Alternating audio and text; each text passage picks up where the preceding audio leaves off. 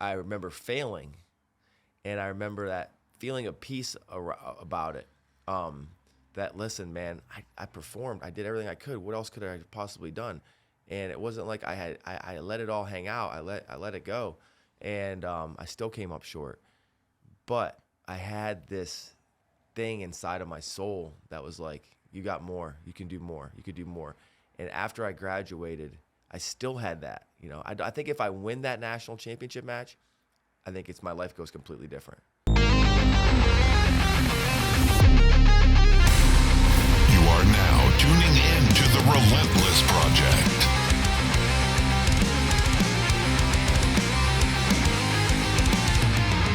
Real people, real stories, real life.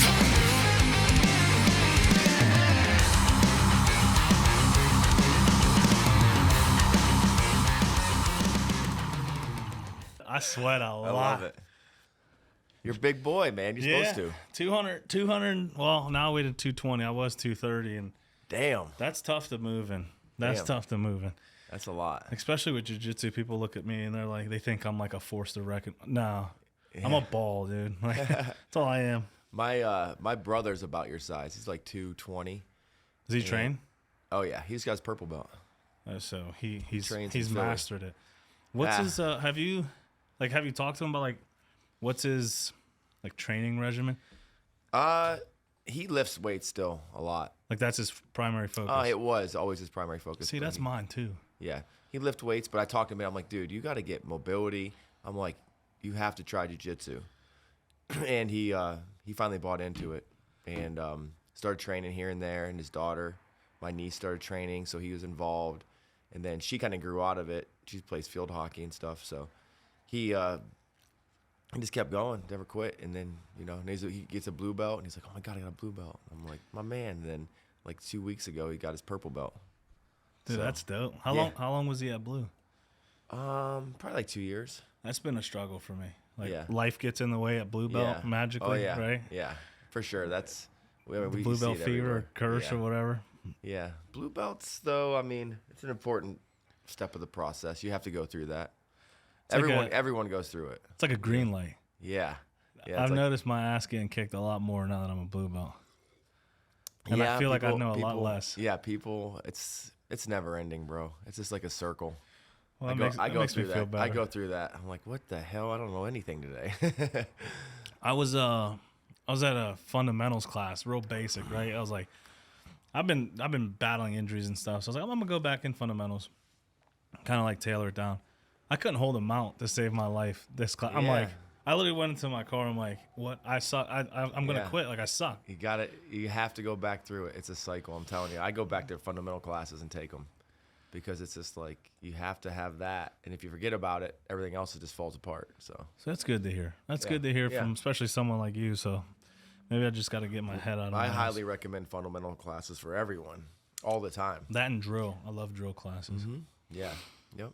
Well, all right. Well, welcome back, everyone, to the Relentless Project. I'm Ish Lopez, and I've had the opportunity to finally sit across the table with Isaac Greeley with the Mat Factory. My man. And the rehab center. In my little research, I learned a lot about you, and I hear a lot about you already. And then in doing that research, I'm like, I can see why people gravitate towards this man.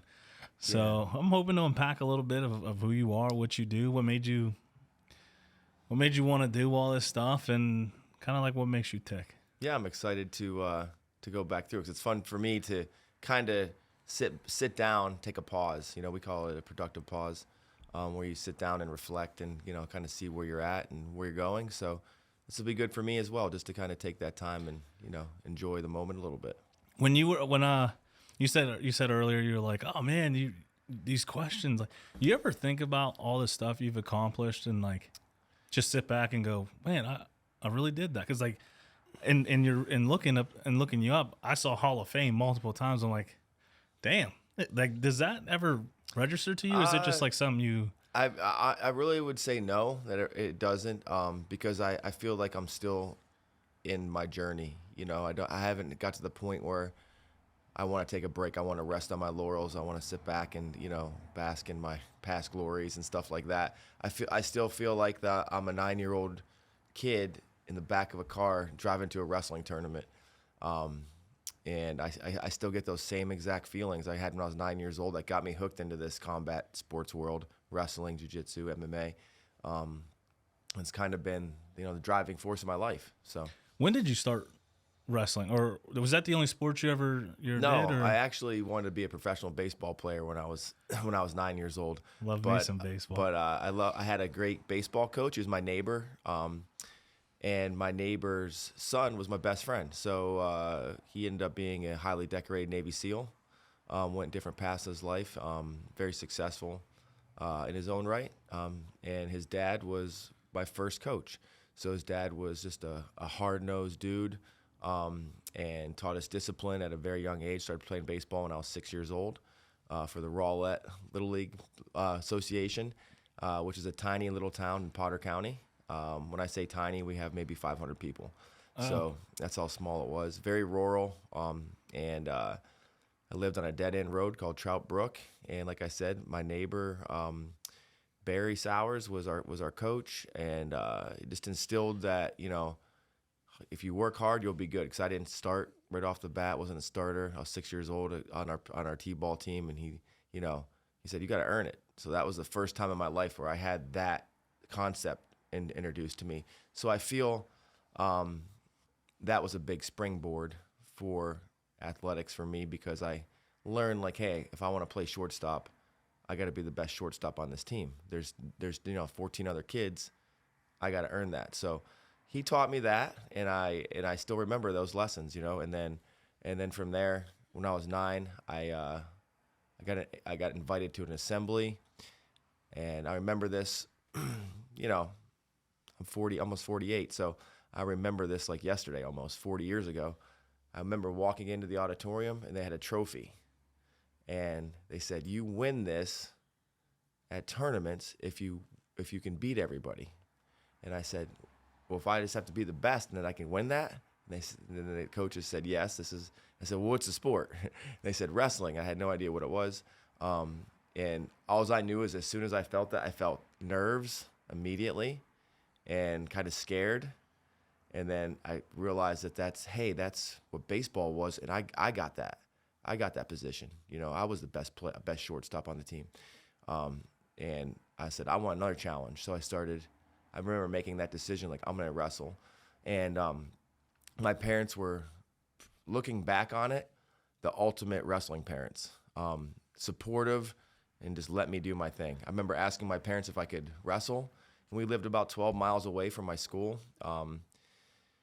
So it wasn't easy. There's five of us, so I had 2 brothers and 2 sisters, and my parents worked shift work at a glass factory in the town, so their schedules were, chaotic to try to pay for 5 kids and you keep still things managed going. how so when you walked in, it was the trophy that kind of like. It was, yeah. I remember seeing the glisten of the trophy, and the reason behind it was what really got me. What is that? Well, how do you get that? I like that, and then it was the feeling that I have a fear. What's this fear? How do I beat this fear? Like, why is my stomach tingling right now? Why are my hands tingling? Because I could feel that. I didn't know what it was, but it was whatever it was growing. Did you have that for baseball when you were going to baseball games? Absolutely did. I still remember my first game when I was 6 years old. I remember, and my best friends to this day, Chad Caden and Mike Sowers. Grew up with these guys. They're both military guys, people I highly respect in my life. But I had these 2 kids that were with me, and I remember they got picked over me to play in the game. And I remember, like, wow, like, I got left behind, and I didn't like that. So I'm like, I have to work harder than them. And it was very hard because they were very hardworking kids. So we all pushed each other growing up all the way through high school and went our different paths. But without those kids in my life at that age, I think that really helped develop like a healthy type of competition between us and a brotherhood also, just because we had each other's backs. But it really got me that. And then I was the first one to wrestle. Of course, those 2 tagged along after, not too long after. and became very successful in their own right in wrestling. So I think wrestling was the catalyst for major growth in my life.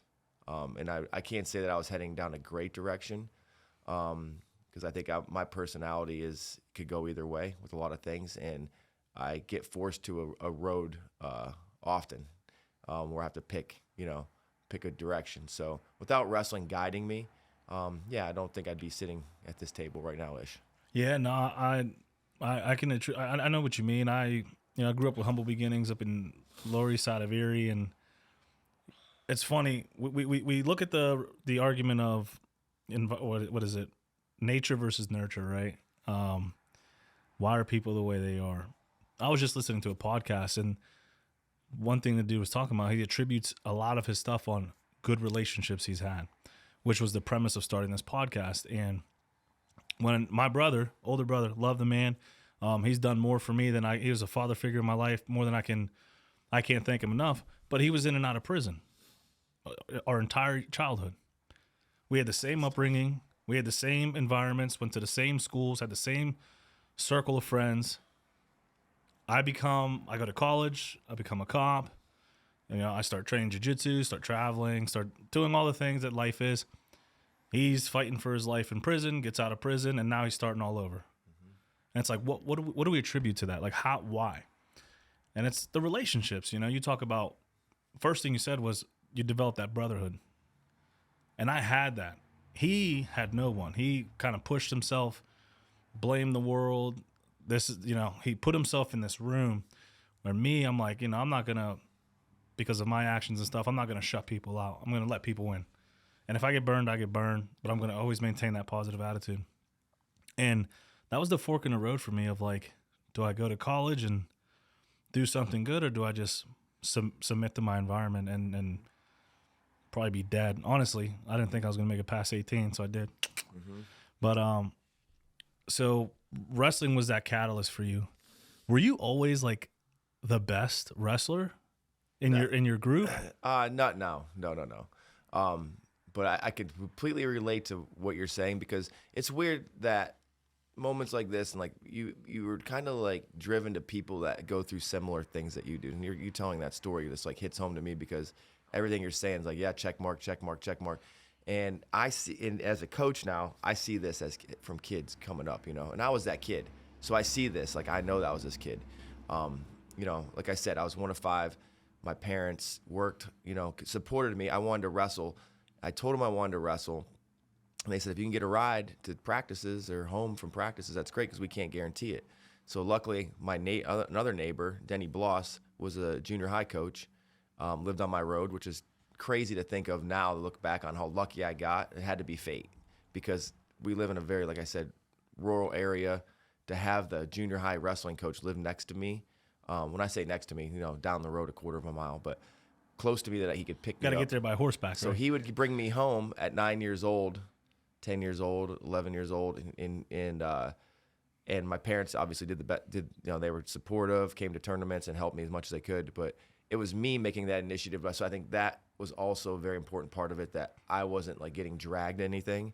I was the one that was staying, and I would have to go to junior Olympic practices, which are youth practices, and then stay for the junior high practices, which kind of gave me a pretty big heads up, because I was getting double practices as a 9, 10-year-old, and I was seeing older kids, seeing techniques and things. So I kind of had a jump start. So my first year was average, maybe a little above average for a first-year wrestler. But then after I got an understanding of technique and how to use it, by the time I was 10, I was one of the better wrestlers, and I think I had went undefeated and went to states that year and placed. So during the regular season, I went undefeated, but which up there is like local tournaments, maybe 6 or 8 tournaments. It wasn't a whole lot, not like today.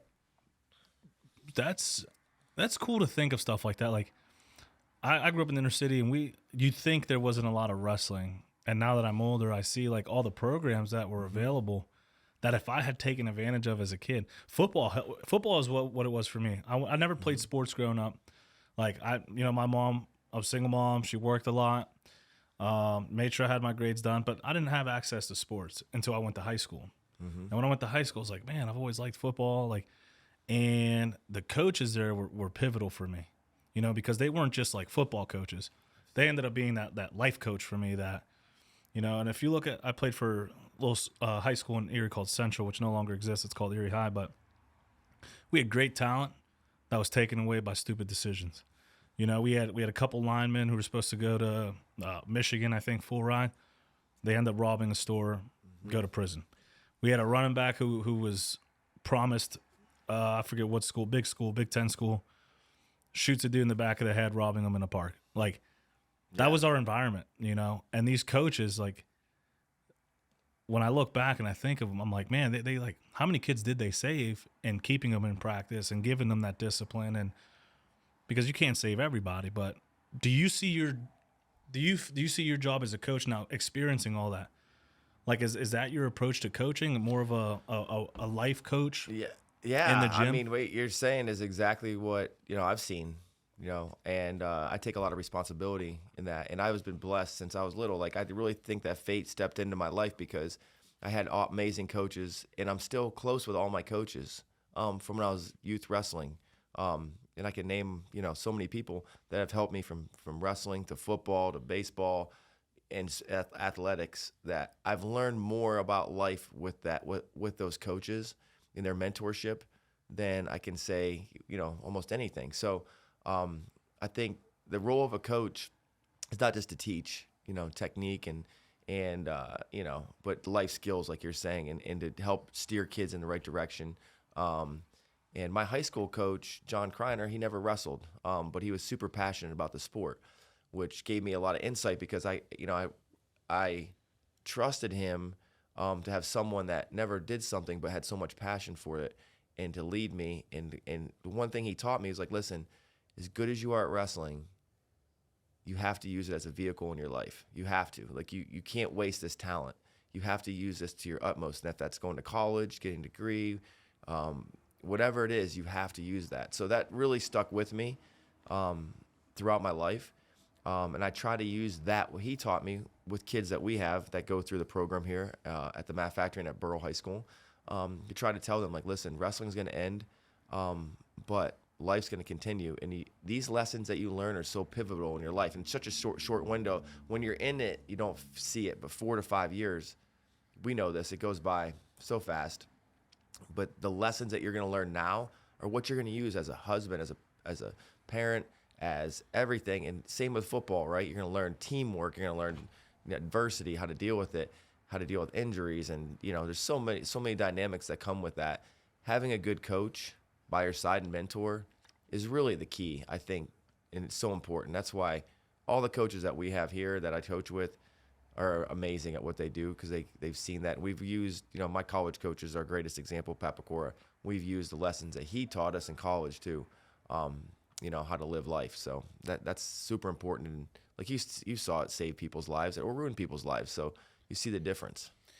Yeah, no, for sure. And I think it's a testament of what you're building here, because every time I see someone from the Math Factory, you know, always respectful. They're always, it's how they carry this out. Cody Gamble was one of the first people popping in my mind. And Dempsey. I had Dempsey on the podcast too. Two people who you look at them, and you're like, these dudes are fucking mean. You know, they look like douchebags, which I'm sure I get told all the time or behind my back. And then you talk to these people and you're like, dude, yeah, they're fucking cool. Every time I see Cody, he's come to the Math Factory. Come to the Math Factory. I'm like, no, because you're going to kill me. Yeah. He's like 260 pounds, that dude.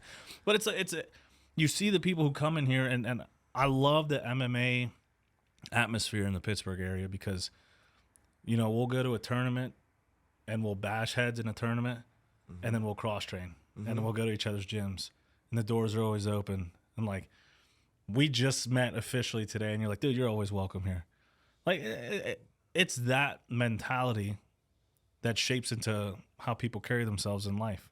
And you can tell based off of someone's persona. What led you... So you did wrestling. Obviously, you stuck with it in college, wrestled right? Through high school, went to college at Pitt Johnstown. And which you're a Hall of Famer there, right? Yeah, I'm in the Athletics Hall of Fame there. Yeah. But I really learned how to become a man there. That's what I'll say. That I was that time in my life, I entered as a boy and I left as a man, and I think that would have taken me a very long time to acquire that level of maturity without having, Coach Bacor and my teammates. That experience, we were national champions twice, which is the only time we've ever won nationals in our program history, and we have a very storied program. But we stepped up and we bought into the system, so to speak, is what Coach calls it. And I learned, so much. And one talking point I'd like to say today is, most of my personal success and the success of my teammates and success of this gym and people like Chris Dempsey and so many others is based on us having to go through failures and pull ourselves up. And one of my biggest mentors, his name is Jim Harshaw. I'm in a group that he runs called Reveal Your Path. It's a mentoring group I've been in for many, many years. And it's a secret weapon that I use to kind of like stay ahead of myself and my game. But his big thing is like, listen, we're going to fail. And most people, unfortunately, are afraid of failure, afraid of risk, right? So I think one thing that jiu-jitsu does is great for life, because I think jiu-jitsu is for everyone. It forces you to have failures, to have adversity. An analogy I heard recently on a podcast is, if you have a car in the driveway and you don't drive it, you're never going to have any problems, so you don't really go anywhere. But if you have a car and you want to go somewhere and you hammer it, you're going to forget to change the oil. Your tires are going to get to change your tires. You're going to always have issues with it. But you're getting places. You're going places. You're seeing things, and you're experiencing life. So I love that analogy, because I feel like that's part of what we do. And I think that, without failure, I wouldn't be where I am today. I saw it in college, and that was one of my major growth areas happened to me was with failures when I was an athlete. I honestly believe there is no growth without failure. And failure being, asterisk on failure, because failure only happens once you quit or succumb or stop. If you quote unquote fail and then change your game plan, or maybe this isn't for you, you divert, go another direction, you're not really failing, are you? No, absolutely not. So, I mean, one way of looking at it is failure can't be fatal, right? You have to take it and you have to use it. That's and a T-shirt. The most successful people in anything, if you look at anything, sports, obviously, business, everything, and if you just had failure and that was it, they look at it as a completely different mindset. They look at it like, listen, this is a time for growth, and we don't dwell on failure. You don't think about failure. Michael Chandler, really, famous MMA fighter, his thing is I love failure because it makes me grow, but I don't dwell on it when I'm looking to achieve a goal. So I don't think about it. So when he's going into a fight, he can't be thinking about, hey, I got knocked out last fight. He's got to be thinking he has total disrespect for that failure when he's attacking a goal. And if it happens, then you reevaluate it, make it as a learning experience, move forward. I love that mentality. He takes it to another level, but combat sports does that, especially MMA. MMA is the ultimate, because failure in MMA could be very, obviously detrimental to your health. So it's very risky. And this is why, you see people like Chris Dempsey, who's been a staple and one of my right-hand men here. But that's the kind of human that I want to surround myself with. That's the kind of human I respect, because I know how much failure he has endured and how hard he's worked to get past that, to get to where he's at. Everyone sees Chris Dempsey, world champion, Pan American champion, UFC fighter, Bellator fighter. You see all these accolades. I've been with him with my arms wrapped around him, crying after defeats, after things, both of us together. No one sees those moments. No one thinks about those moments. But we've had way more moments like that than we've had these celebrations after winning. And then all that compounds, and obviously look where he's at. He's on the verge of, still at 30-some-5, he's 37 years old. He's still on the verge of being one of the best grapplers in the world. So without all those failures, those little things that he had to go through, he wouldn't be where he is today. So He mentioned he said something on his episode that like hit me with like a ton of bricks, and there's the thousand trophies that no one sees, or the 1,000 wins that no one sees before you get that goal that's tangible that everyone looks at. And that's what I thought of when you said that. That's true. Like we see successful people, you, for example, people think of you, oh, look, he's got the Mad Factory, the Rehab Center, Hall of Fame wrestler, great coach.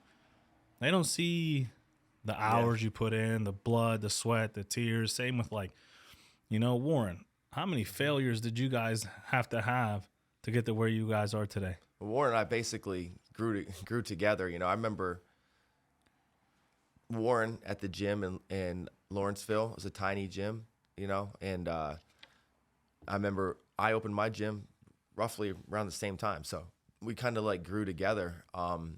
And to see where he's at now is amazing. Like this is not my profession. I use this as my passion project.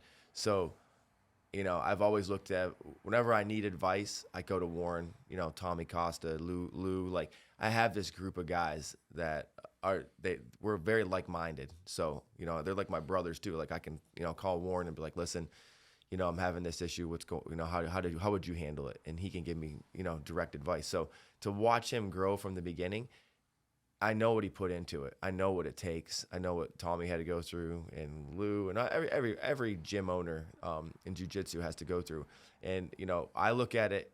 It's like you said, building a house, building a brick. It's brick by boring brick, because every day you got to lay a brick down that no one's ever going to see.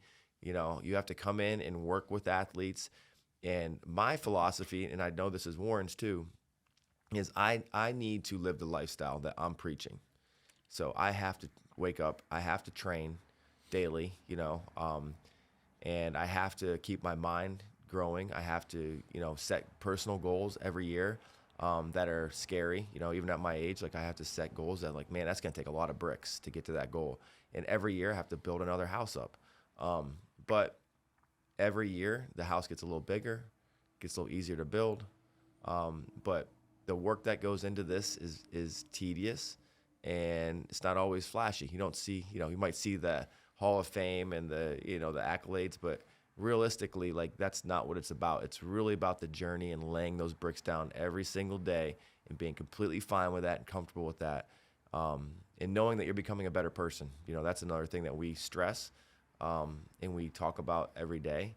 And, we don't want people in here that aren't going to be good people. We want people like Cody Gamble, like you're talking about. It's going to come in and work hard. And there's 20 Cody Gambles that come in here every day, work hard, do their, and live life like they should be. And none of us are perfect, but we have accountability because we have a family and we have a community around us that kind of hold us to that standard. Well, and that's the perfect thing of we're not perfect, because I get messages about, especially since launching this podcast, which I'm very grateful for. Don't get me wrong. Because they'll be like, oh man, like, how do I do that? How do I do this? I'm like, dude, I don't have all the answers. Like, I'm willing to talk to anybody and I'm willing to give advice when I can, but it's like, I'm not perfect. My guests aren't perfect. We're just here chatting it up, sharpening iron off each other, because if you approach that mentality with everyone in life, I better you, hopefully you try to better me. Think about how far society could be. If we have what happens in the gym, in our environment, in our cities, in our towns, like we wouldn't have half the issues we have today. No, I when I was in college, I was a part of something very special. I had my teammates. We wanted each other to win more than we wanted ourselves to win. So the first time I've ever felt that as a group, it was crazy, because it was like, it wasn't about you, and it is for a 19, 20, 21-year-old kid. It's very hard because you're usually pretty, self-centered and driven towards your personal goals. But once we had that, man, we had everything. My coaches just say, this team, we could take over a small country. I guarantee it. We could take over a small country with just this team. And it stuck with me because it was like, man, that's power. That's powerful.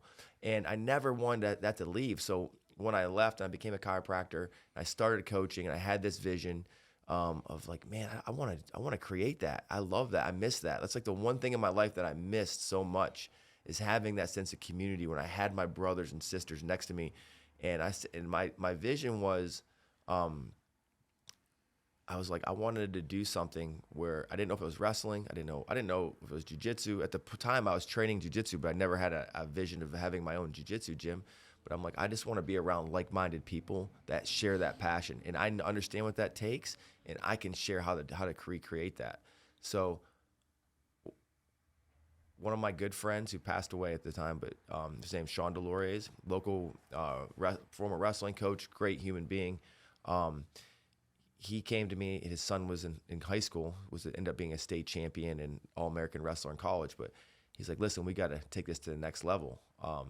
And I was coaching at Burrell with Chris Como, who my blood brother, who I started the Mat Factory with. And a local guy, Larry York, came to me. He's like, hey, I'm looking to do some kid classes. He's like, you want to start something? So we drove up and down Leechburg Road. This place was for sale, what we were sitting in. It was it was a pet store before that. And I walked in and I just said, man, this could be special.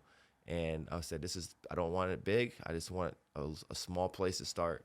And we started it. And then, with the help of the community that we had built over at Burrell for the last decade, and all these people came in and poured in and painted and helped me do electrical work and drywall. I mean, it just came together. And it was amazing to see that too, because we had built that over that decade. Parents that their kids have been on the program for 5-6 years were coming in and helping. So we got it started, and that was the vision. And without having, that experience in college and some of my failures, I don't think that I would have had the drive to jump into what we did. So this was essentially like creating a culture and an environment that you had, but bringing it here. That's cool. I experienced it, and when we had won a national championship, I personally had lost that year, and I had lost in the national finals my junior year in a very close match in overtime, and I had this sense of peace because I really felt like I gave it everything I could that year. I transformed my life, and I made it like a life or death feeling, like I'm going to succeed or die kind of deal, which was the first time in my life I ever did that. I'm like, I'm not leaving any stones unturned. I'm doing everything I possibly can. And I really feel like I did. And I remember failing, and I remember that feeling of peace about it. That, listen, man, I performed. I did everything I could. What else could I have possibly done? And it wasn't like I let it all hang out. I let it go, and I still came up short. But I had this thing inside of my soul that was like, you got more. You can do more. You could do more. And after I graduated, I still had that. I think if I win that national championship match, I think my life goes completely different. And I love where I'm at now, and I would never trade that loss for anything. You couldn't pay me $1 million to go back and take that win, because I know what it did for me. It was the most valuable loss in my life, and it was just a wrestling match. It was just a wrestling match. In that moment, though, not knowing what you know now, how important was that for you to win? Did you go in there like, I need to win? I wanted to win like I wanted to breathe. Like when I went into that match. And I had a very formidable opponent. His name was Brawman Creighton. He was multiple-time national champion who had defeated the Division I national champion that year. We were Division II, which is a pretty big deal. He'd beaten Doug Schwab, who was a legendary wrestler in his own right. So what I was coming up against was a very formidable thing. But in my mind, my mindset was set. I'm winning. Like, I don't care who's in front of me. No man's going to step in front of this. And it was the first time in my life because I had given in to everything. We use analogies like, if you want to be super ultra successful, you have to be a straight line on your goal. There's nothing in the middle. There's nothing around it. So what I mean by that is, this is an old boxing analogy I learned from a boxing coach, but if you're a square, you're only going to go so far. So if you have your goal, I want to be a boxing national champion or whatever, but I want to hang out with my family, but I want to hang out with my friends, and I also have another hobby that I love to do. So you're splitting yourself 4 ways, right? You're only going to go so far. Those usually end up being fairly successful, above average, success. If you're a triangle, you have one less thing to worry about. You have more time to spend on your goal. But when you're a straight line, when it's just gym and life, work, that's it. Boom, boom. If you're a straight line or family, you have two things you focus on. That's where you have tremendous growth. That's where I've seen wrestlers in high school, kids like Jason Nolf, Nico Megaludis that I've trained and got to witness. They were straight lines. There's no social life. You know, they didn't party. Not that they weren't social, but they didn't put a priority on that, which, you know, 90% of high school kids do. They focused on their school, work, and their goals. And in that short amount of time, they became ultra successful. Both of them were 3-time state champions and national champions in college. And they're both going to be wrestling at the Olympic trials to try to make the Olympic team here in April in Penn State. So they set themselves up with that straight line as a young athlete. Very rare to see, very rare to see. So now that's the kind of athlete that I kind of gauge my level of interest in or dedication to. If I see someone that's kind of like, hey, you're spending a lot of time, you know, over here, you really don't have a straight line to your goal. Like, I can help you, but can I really help you? But if I see someone that comes in the gym and they're like, listen, I want to be ADCC, I want to be ADCC champion, I want to be NCAA champion, I want to be a state champion, and I say, well, how are you living your life? Is that what you care about? Is that really what you care about? Is it life or death? Is it you want it as bad as you want to breathe? Those are the people I love training, that I love working with. That's why we have a limited number of people that train at our gym. Not that we don't take in beginners, because we love that too, because I love to see the growth and have anybody join like a grappling gym. But to see that level of commitment gets me excited, because I know that if I can just help them a little bit, it's going to go a long way. Well, that makes a lot of sense. Respectfully, I call you guys dogs, right? Because like everyone I see come out of the Mat Factory is like, there's just something in their eyes, you know, like this hunger, this passion. It's very niche, right? Like you don't get that in big gyms. You got the group of people like that. Absolutely. But when people mention the Mat Factory, that's the first thing that comes to mind. And I've mentioned it many times on episodes of like the Mat Factory, a bunch of dogs, man. They're just they're there, they're committed, and it makes sense. It does make sense, and it goes to show you where does your priority lie? Because people look at me, and one of my priorities is the gym. I love lifting. It's cool in the sense of like you get big muscles, but for me, it's more of like a discipline thing, a place where I can test myself, a place where I go to war with myself, and I see like where am I at today? Like, am I gonna mess around and half-ass my sets and reps, or am I gonna get after it today? Like, it's something that I can transition into my personal life. Like the lessons I learn in the gym, the disciplines I build translates to my personal life. It's a priority of mine. I don't skip the gym. It's a non-negotiable. You know, I'm social. I'll go out. I'll go to dinners. I'll have drinks. But if it interferes with the gym in any way, it's a no. You know, like it's funny because a lot of my friends, some of them like to go out. You know, they're social butterflies, and they're like, "Oh, we're going out here before the game." I'm like, "Well, I'll be at the gym." Oh, I'll skip the gym. Yep. Those people don't stay around too long because they know not to ask me to do that. Yeah. Now that you've added jiu-jitsu into your life, how's that dynamic affected? So it's tough. It's tough because we were talking about mobility, right? Mobility is a huge thing. The more I lift, the heavier I lift, the less mobile I get, you know? So when I go to jiu-jitsu, I tire out quick. You know, someone goes to put me in a Americana, just putting me in that position, I'm already feeling all the pressure and stuff. So lately, and I say lately, the past 6 months, I've really changed. The gym is still a passion, but I've changed my approach to the gym. You know, I'm adding more dynamic workouts, more, you know, metabolic conditioning, more things that will translate to jiu-jitsu. Yeah, it's such an interesting thing, because we have guys that come in here that are big weight lifters, power lifters, and I've seen them go, like Cody, Brandon Kane's another one. We got guys that come that still love lifting. And, you know, I think there's a great place for that, because, like you said, it gives you that discipline, that drive, that thing. But as a grappler, you have to kind of modify for reasons exactly what you're talking about. So I think there's like a whole episode you could do. I would love, you know, I'd love to like chirp your mind about, because like one thing you do is chiropractic work, right? Like, absolutely. and you studied biology. Yep. Like, what you see your athletes like Cody you've seen him probably from the beginning. Has his like approach to weightlifting changed? Because I know he's in here a lot. Yeah. He lifts like, I don't think he's slowed down on that. Although I think that you need to change it, obviously, just for injury prevention and, conditioning reasons and things like that, but modifying it. And honestly, I'm not a big lifter. I've never really lifted weights. A little bit when I was in college, but I never really got into it. My brother, obviously, I was telling you about him. He got into it big, and now he's into jiu-jitsu, and this guy's purple belt. So he's still a big weight lifter and power lifter. But I think it's great because it adds. I have a couple people in here that were big power lifters prior, and the strength they have with technique is scary. So I don't have that, but I feel it. I feel it when they execute moves, and I'm like, oh, I forgot he was a power lifter for 10 years before he came in here. So I think that gives you a huge advantage as far as core strength and be able to and use it.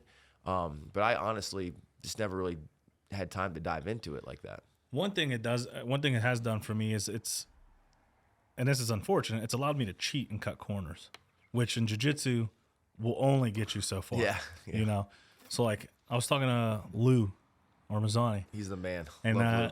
yeah, he's a good dude. And he was telling me, he's like, once you get tired, then you start to do jiu-jitsu. Yeah, and it's right. so true. He's like, right. I can hold. Right. I'll pin someone, and that's why I love the old gi versus no gi argument, right? Like I love the gi because I can grip you up, hold you, and rest. Yeah. You can't really do that with no gi. No. You have to be more technical. Yeah. You have to be more nuanced in your approach, and there's no room for. See, I look at it as the opposite, actually. Really? Yeah. Because I feel like I can get controlled in the gi a lot easier with people, and strength is definitely 100% a component to jiu-jitsu. I remember when I first started training, it was like the reason why was because strength isn't like a big of a thing as wrestling. Which it really isn't, but it still is a major factor. So having strength is obviously makes you, like you say, cut corners. Not really. You're going to be able to execute techniques a little more efficiently because of your strength. That's the way I kind of see it. But the best practitioners I train with, I'll rephrase that. The funnest roles that I have normally are smaller people that I try to not use my strength with and just use my technique with. A lot of times they're girls like Claire, and we have unbelievable girls that come through here. Nicole Matthews comes in here to train with us a lot, and she's one of the top girls in the world. I've rolled with Tubby and so many high level girls that I probably have a strength advantage of. Oh, that's debatable, and a lot of our other girls in here too. But when it comes down to their pure technique, they've had to just use technique so much from rolling with strong, bigger people that it's really, really awesome to feel that technique executed. And some of my harder rolls, like against big, strong guys, are maybe a little less technical. And I have to be that person. So to have that dynamic and understand it is pretty cool to feel. So is strength important? Absolutely. Is technique important? Absolutely. So you got to kind of find the mix. Do you use your knowledge in chiropractic care to benefit you in jiu-jitsu? Because that's almost a study of the body and the muscles, how it works. I'd like to talk about that because I think this is fairly important for anyone that trains, especially jiu-jitsu. So when I was 14 years old, I was playing junior high football. Love football. That was my number one. Like, I love football. I played inside linebacker, like, growing up all the way through high school. I weighed 140 pounds, but same. I was grew up in a small area, so we didn't play, whippeal AAA teams. But I was able to, just put my head down and run through people, and I loved every second of it. But with that mentality, I remember I made a tackle. I got up. I knew something was wrong. I couldn't tie my shoes the next day, and then pain got worse, and I kind of went through this. And my mom took me to the doctor. Doctor prescribed me pain meds. Said it'll go away in a couple weeks. Just take these. So I did it, and I remember thinking I feel weird, I don't like this, and my pain's not there, but I still don't feel right. And then once the script ran out, pain came right back, and then my mom's like, maybe I should take you to a chiropractor. So I didn't know what a chiropractor was. She took me to a chiropractor. He took X-rays, saw that my pelvis had kind of rotated. And he's explaining it to me, and I still remember, like, he's like, yeah, your pelvis got rotated, your muscles are spasming, that's what's causing all this pain. It's irritating your nerves. And he's like, we're gonna do some adjustments. And 2-3 visits, like, I was back playing football. Like, I just wasted a month in this pain, and right then and there, I knew, I'm like, this is what I'm doing. Like, this is great. That was awesome. Like, what just happened? That was like magic. And all he did was restore function, restore movement where it needed it. And it just crazy to me to think that our medical model, even everyone, my parents at the time, they were just trying to do what they thought was best, was directed more to like the traditional medical model, which is like, if it hurts, take a pill. This is back in the 80s, so, and if That's still the mantra, though. It is. It's crazy. It's changing now, especially with jiu-jitsu, because, in sports like that. But, and if it still hurts, we're going to do surgery. And I'm like, I didn't go that far with it, but I knew, as soon as I innately knew that wasn't right. So I was like, I kind of like loved that idea, and I always went back to the chiropractor. Whenever I got hurt, I made the initiative. Like, Mom, take me to the chiropractor. Always helped me. When I got to college, we had a team chiropractor, Dr. Richard Ross. Still there today. I just had to sub for him at a wrestling match this weekend because he fell and broke his ribs walking his dog. But he's still there, 30 some years after the fact. He took me under his wing. I told him, I want to be a chiropractor. That's my goal. That's my dream. And he took me under his wing, and he treated my whole team through injuries. I had a serious injury my senior year where I severed a nerve in my shoulder. He helped get it diagnosed properly, and got me through it. Got my teammates through herniated disc, dislocated elbows, concussions. Like, I just saw him do all this, and I was like, man, this is like, without this, we don't win a national championship. That's how important this was. We're not even in the running, So to see how that helped concurrently with what the goals that we had as a team and how it worked really got me excited. So when I went to school, my dream was to be a sports chiropractor. Obviously I wanted to work with athletes because I'd been through that multiple times at this point, and I really felt like is there a time for surgery and things like interventions like that? Absolutely. And I've been through multiple surgeries. I've had my knees, ACLs, both knees done, and multiple surgeries throughout my life. But new wheels. Yeah, and without being at my age, there's no way I train like I do without it, So I still am not just a hair club president. I'm also a client. I still get adjusted every week. I get massages every week. I take advantage of mobility and stretching, and without that, there's no way, personally, I would be able to continue the way that I do and compete still and train with our guys, because I'm a hands-on coach. I have to feel I have to feel where you need work at and your weaknesses and your strengths. I have to feel that. I can't just look at it.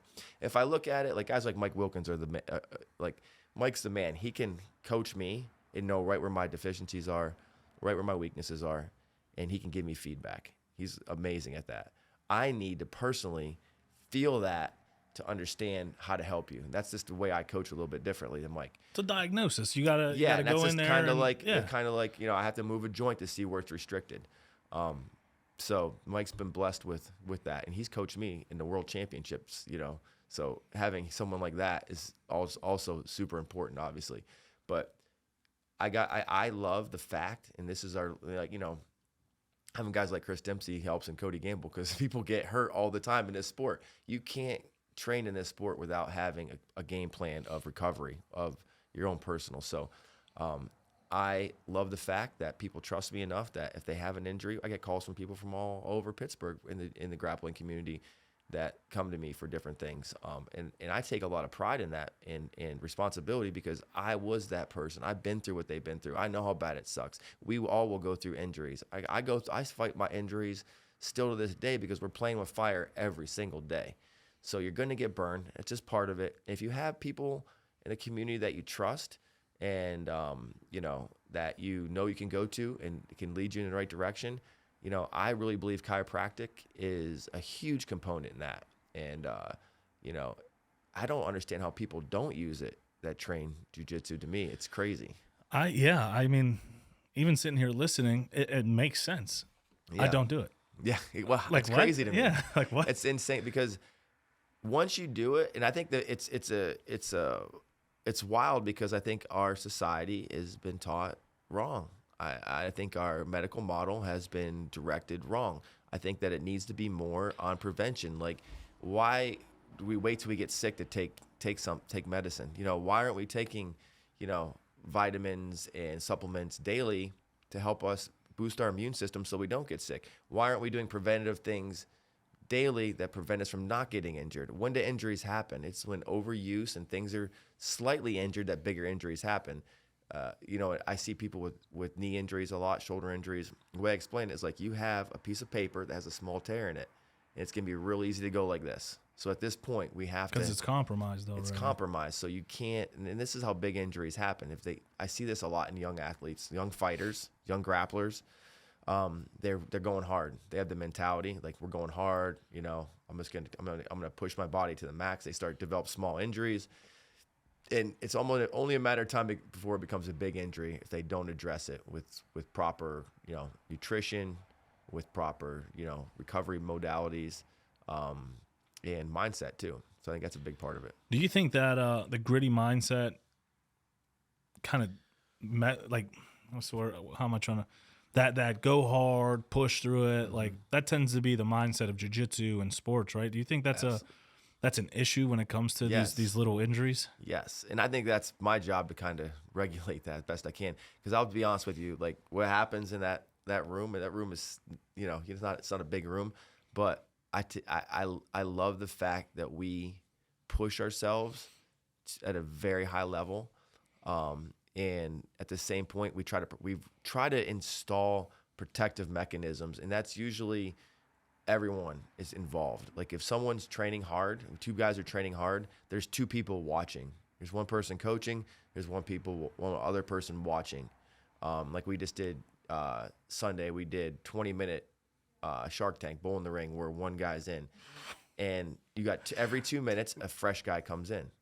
So it's very taxing, more mental than physical. But once you mentally start to fatigue, you're physically going to be more susceptible to injury because you're going to be out of position more. And without proper training partners and those mechanisms that we kind of try to have in place that are safety, it's real easy to be injured. So we obviously, before we start, we set the parameters. Like, listen, the guys that are out are monitoring. They're not letting this person is not getting hurt. That's number one goal. Does it happen? Yes, it definitely happens because when you push hard and train hard, injuries are part of the equation. But if you have parameters set in place and things like that, it's a lot less common and a lot less likely. But, you know, I think that we do a really good job of trying to not let that happen. Well, with that environment, it almost makes you want to go harder. You know, knowing like, hey, he's got our backs, we're going to be safe. Like, I'm going to push the envelope a little bit. Yeah. What are some things you would recommend for a jiu-jitsu athlete? Like you said, preventative stuff. Like, are there supplements you would recommend, or is it something like just eating a balanced diet? Yeah, I think nutrition is, I mean, if you, like I said, if you're going to go all in, you have to go all in. I think that having a nutritionist, you know, someone that works in the field is very important.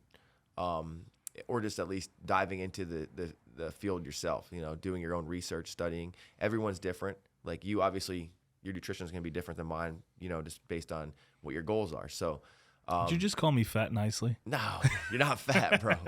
You're jacked-ish. But I diet, like my diet is fairly, you know, I eat wings every Thursday. I go to Buffalo Bill's right up the road. You'll find me there with my crew. We go there every Thursday. That's my day off. The wings are, I mean, yeah, they're baked wings. They're unbelievable. Yeah, it's a staple, so, man. You know, my diet, I don't eat. I would say my diet is subpar. Like my diet's not the greatest. But when I'm on competition mode and I have to make 155, 160 pounds, then I clean my diet up considerably. I usually use a nutritionist, and I know how to eat right. You know, I eat every 3.5 hours. I eat protein the size of my fist, and I kind of like, you know, fruits, vegetables, and I kind of understand the formula. Being around it for so much for MMA athletes, I have to cut a lot of weight, and wrestlers. So I think the main thing is like I don't sit to any strict diet. I let myself, you know, eat what I want, you know, when I want. But I understand like when it's time to get serious, that the number one thing I have to do first and foremost is to clean my diet up and be disciplined. And then usually from there, all my other things come into kind of line up. So I think nutrition is probably the most underrated thing. That should be the most important thing. What people don't realize is bad nutrition. Like people think of bad habits of smoking, consuming alcohol. You know, these are all bad you know what's addictive? Sugar. Sugar's the worst. Like Sugar's the devil for me. Dude, it's for everyone though. Yeah. Like, and one thing I've learned about myself in the past couple of years was like addiction runs in my family. You know, I had family members pass away because of heroin. I had alcoholism, all kinds of addictions. And you know, I escaped through life without an addiction, right? False, dude. Food for me was, and it took me a long time to realize that. Like you hear, you know, as a cop, you hear addictive behavior, patterns to look for. And I'm like, I exhibit every single one of these things, not for drugs, but for food. Yeah, I'm guilty as You're as depressed, you're having a bad sugar, food, bad, easy, quick, instant like instant relief, instant high, essentially, because of sugars and these simple like, and people don't realize that how detrimental. What were we told all our lives? Eggs are gonna raise your cholesterol. Lie. It's all wrong. It's lie. all wrong. Yeah. You know, salt is bad for you. You piss it out. If you have too much salt, your body gets rid of it. Yeah. You know what you can't just rid like that? Sugar. Yeah, sugar's so I always go through this when I have a competition coming up is I have to break all sugar. So it's hard. It's hard. It's tough. Yeah. I feel like I'm like an addict trying to break, like you said. Tough, man. It's tough. So, and my wife can attest to this because I'm a sugar, like you find me at 10 o'clock, I'm in the cab, I'm looking, trust me. But I know that first, if I can break that, and I always go through this, it's a mental thing. The first week is me like kind of doing it, you know? And then the second, then I come to a point where I'm like, I'm kidding myself. I'm still, you know, looking in the cabinet. I'm still Just at taking 4 peeks. o'clock. I'm looking around for chocolate, anything I can find, right? During work. So the first thing I do is like, I'm kidding myself. I got to put this hard stop on this.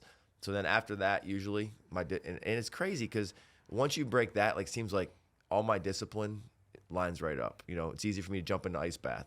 It's easier for me to wake up at 6 a.m. and get to a hard drill. It's easier for me to like, you know, finish with the Versa climber on a Wednesday morning after practice, which is like the worst thing ever. But when I'm disciplined like that, it usually comes back to me getting my diet and my sugar addiction, It's the eliminated. small wins. It is. It's you know what my vice was? Oreos. Yeah, Oreos are. I can eat an entire party pack, bro. I'm not. That's like, impressive. Like, I think I did the math. It was like 10 to 20,000 calories. Wow. I would just. Yeah. And I was like dirty bulking, which I do not recommend. Like, dude, that's the worst thing. Eating everything. Eating everything. Yeah. I was consuming about daily between 8 and 10,000 calories. Jeez. Like to keep up. I was 230, 245. I was bouncing around there at 5'7", bro. Wow. That is tough to maintain. Yeah. Like people look at me That's and they're thick. like, "Oh, dude, I'm like, I was killing myself. Yeah. I was killing myself slowly. And That's crazy. it took a conversation with a good friend to look at me and be like, "Dude, what are you doing? Like, why? Yeah. What are you doing?" "Well, I'm trying to get big." Yeah. Like, Yeah. it's You a point of great detriment. right now. You probably feel great. I feel a lot better. I'm Yeah. 220, 219 right now. Yeah. You know, my gym has changed, my diet has changed, but I was killing myself Yeah. with sugars and that's what we told. Oh, I'm dirty bulking. I can eat this Yeah. because I'm gonna go lift. I see it. I see people do it. Yeah. It's like- I'm like it can't be good for you. It's like a fire, right? Like you feed a fire with the right wood at the right Yeah. times. It Yeah. builds this nice campfire. You don't just fucking throw lead and No, not and not logs if you're and- gonna train at that intensity that consistently. It's gonna be bad. dude. It's I gonna was be bad. tired. I'm like, oh, I'm tired because I'm 230. I'm tired because I'm tired because I'm fueling myself with Yep. junk, just straight up. You have to junk. fuel yourself first, you know. And that's why I love chiropractic because that's like the foundation, like nutrition and movement, you know. And it's funny to me that that's been ostracized by society. Like, don't go to the chiropractor. I'm like, I hear this a lot. Like people come in like all scared. But why? I'm like, Why do you think But- that is? I just think it was the medical model. They don't want people getting healthy. Number one, I think that's a horrible thing to say, but it's true. And I don't understand why people don't believe in motion, like creating motion. Like that's just amazing to me. Like, hey, my neck is hurt. I have torticollis. I can't move my neck. I'm going to take a pill to block the pain. That's going to fix it. But that is what society believes as a whole is just crazy to me. Like, why wouldn't we do stretching, motion, adjustments, nutrition to help with that? So that's why I think chiropractic is such a huge thing to add into your routine, maybe, and other people's. You accept insurance? All insurance is accepted, Oh, buddy. I guess I'm gonna be driving now. No, I love it that I've had my profession so closely related to my passion. I finished work here today at Tuesday. I walk right next door to a room full of hungry kids that want to get better at wrestling, and that was my dream all along. Is like, if I can just make it so mainstream for my lifestyle that I can just get done with this and go here. I'm already coming here, so why don't I just do this as well?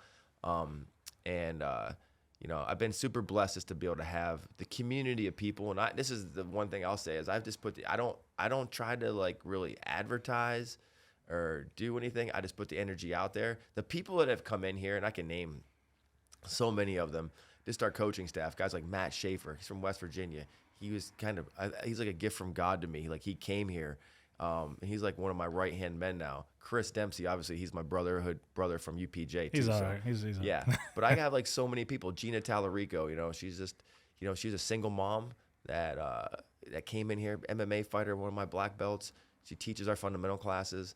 Like I'd sit in a foxhole with that girl 100% of the time.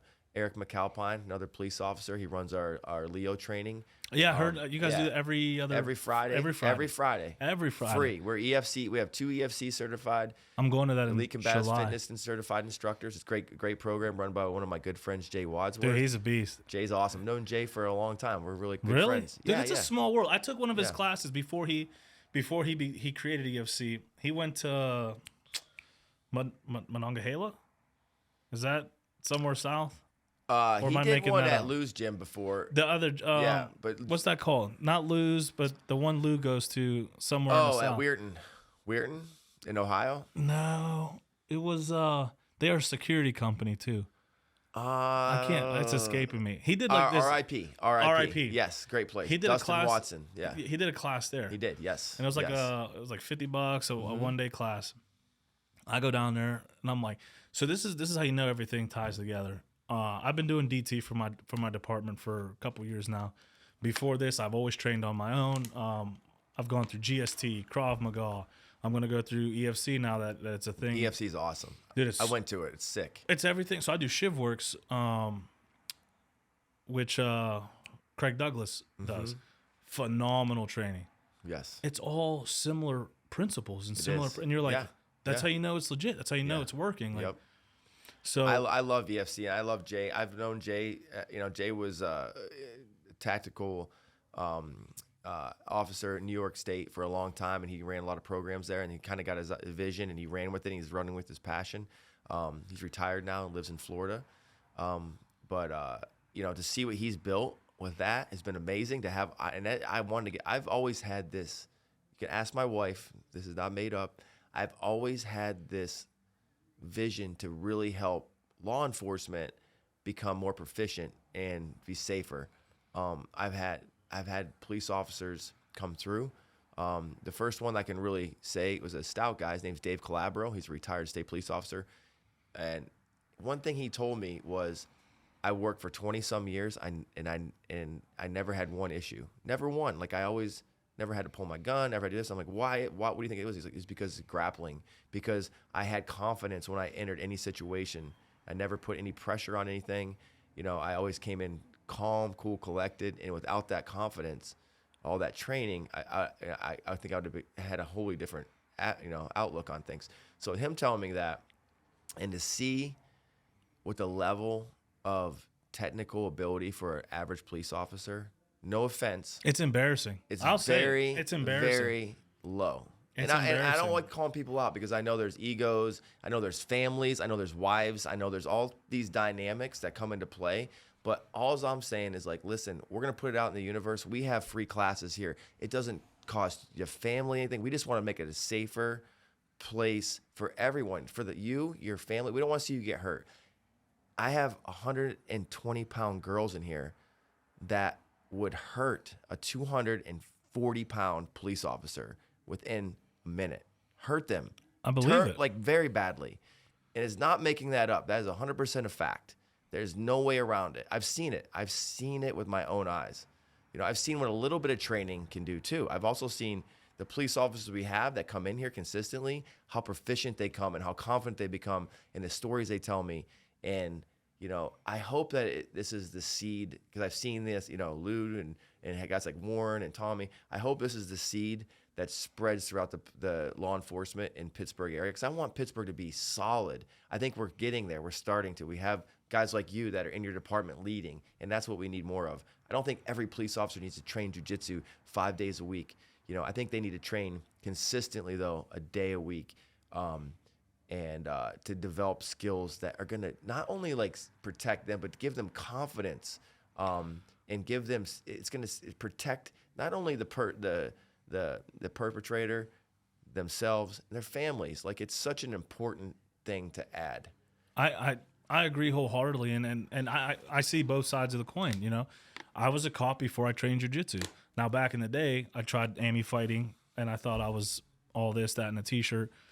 Got my ass whooped. Never trained jiu-jitsu. Started training jiu-jitsu. I'm like, oh, this is cool. What made me really dive into it, Mitch Aguirre launched that Adopt a Cop program. Great program. Half our department, not half, probably like 6 or 7 people jumped in on it. Yep. And I'm like, dude, this is... Yeah. And my mentality was free training. Like, yeah. Why wouldn't I?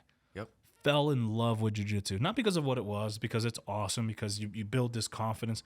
But I'm like, this community of people who've taken it upon themselves to push this to better people, like, they don't owe anyone anything. And yet here you are, people like you, people like Warren, people like Lou, who was doing, he had our department in there. I know. Yeah. And I'm like, you guys don't owe us anything. I've talked to a lot of those guys about this stuff, and that's one of the things I'm most proud of.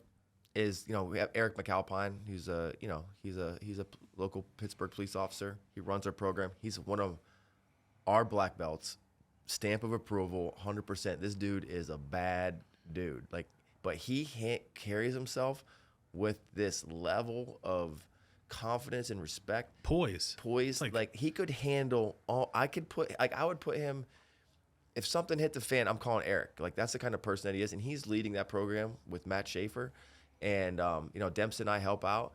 But to see so we've had it for a year now. To see the people that we have come in here and that take advantage of it, and we have women, small women, police officers come in here, and I'm like, these girls are tough. They can handle it now. Like, I feel like they could take down a dude by themselves and handcuff them and, be safe about it too, and do things the right way and learn to do using proper techniques.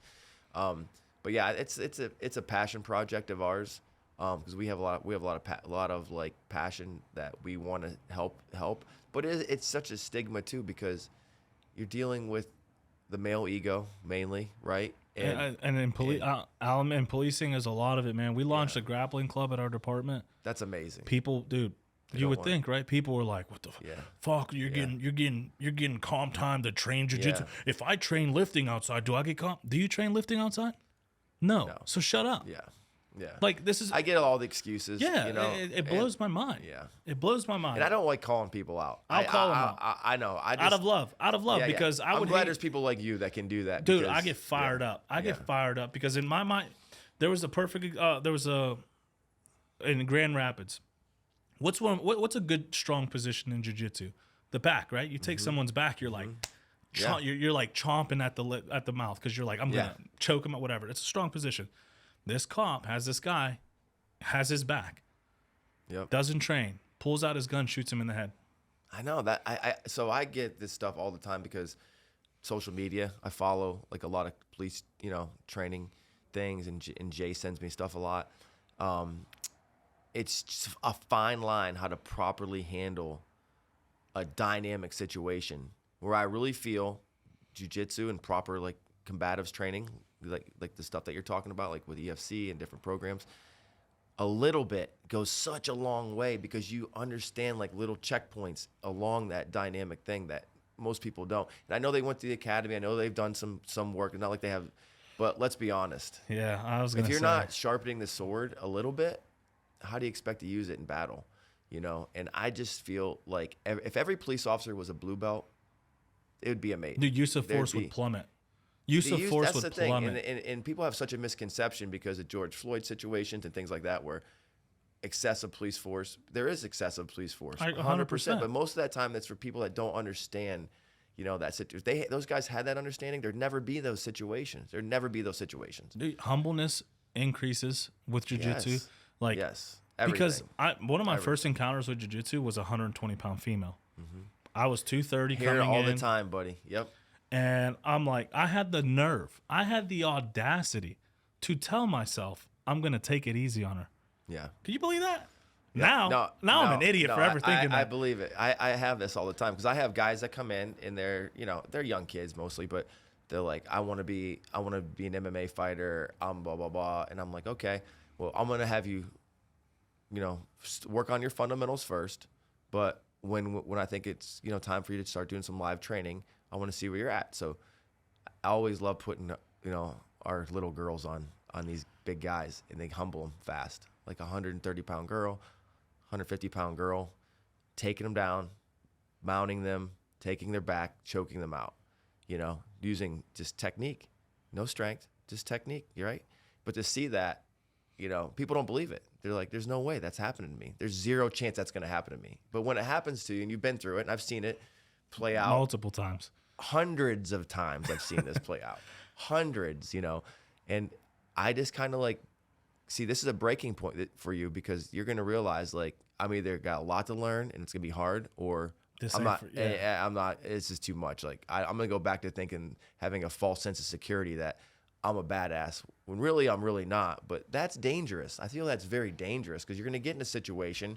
We all, you're going to be drunk at a football game, walking out someone's, and you're going to end up getting in a fight and getting hurting somebody. It's like unnecessary. If you go through this, you're never getting in that fight, first of all, right? You're going to be like, listen, Yeah, like it's not worth it. Like, I why? don't, because you don't judge a book by its cover, number one. You're going to learn that real fast because you got some little guy in your face jarring. But I personally, still to this day, if someone's yelling at me, I'm thinking, I don't know this person.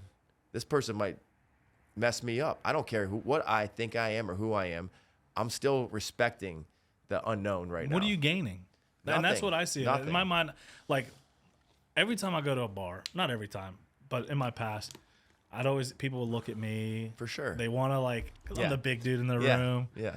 And, like, I would entertain it. Yep. I would entertain It's just it. natural. It's a natural masculine thing. Yeah, and it's that like guys I'll do. be like, yeah, dude, you got it, bro. Like, you would sweep me through the Yep. bar. I don't want no problems Yeah, with you. yeah. Your mentality yeah, it's changes like- once you get humbled on a consistent basis, which we all are, myself included. No one's excluded from that I'm club. about to right? get humbled here in about Yeah, a half hour. yeah, like yeah. I'm waiting Yeah. for it. I'm like, damn. So I mean, once you have that and you're consistent with it and you're at peace with it, I think your mentality in those situations completely flips, and it happens fast, which is cool. Which I think is a very important thing that jiu-jitsu teaches you.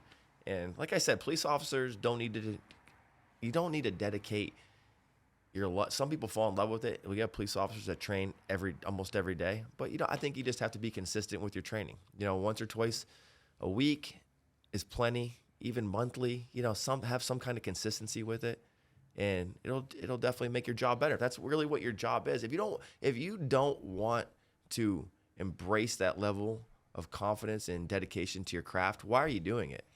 Why are you doing it? That's a very important. If you don't, do they go out and shoot their gun?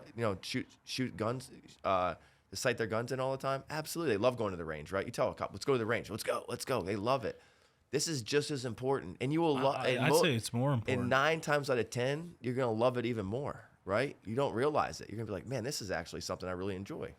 I never understood, and like I grew up in the inner city. I saw the other side of, cops abusing their power and stuff, and I grew up resenting cops. Mm-hmm. And then I became a cop, and I understood. It's usually like, the case, right? I'm like, wow, I was just a little asshole. Like a lot of times, it wasn't an abuse of power. It was a me being stupid and not trying to understand, And Yep. I became a cop, and what I did notice was people treat it like a 9 to 5. Yeah, it's It's not. just, like It's not. It's not. Like you can't. You're entrusted, one, to make sure your partners, your brothers and sisters get home safe. You're entrusted to make sure the public is safe. Yeah.